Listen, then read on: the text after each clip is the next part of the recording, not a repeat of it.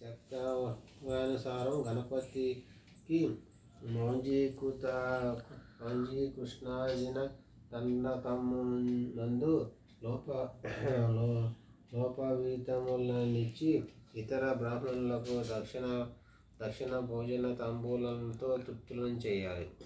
ఈ విధంగా ఎవరైతే ఈ వినాయక వ్రతాన్ని చేస్తారో వాళ్ళకి శ్రీ గణపతి ప్రసాదం వలన సకల కార్యములు సిద్ధిస్తాయి. కుమారస్వామి ఉన్న అన్ని వ్రతాలలో ఉత్తమమైన ఈ వ్రతం త్రిలోక ప్రసిద్ధి దేవునికి గంధర్వాదులందరి చేత ఆచరింపబడింది అని చెప్పారు. ఈ విధంగా షణ్ముఖునికి శివునిచే చెప్పబడిన ఈ వ్రతాన్ని నువ్వు కూడా ఆచరించు.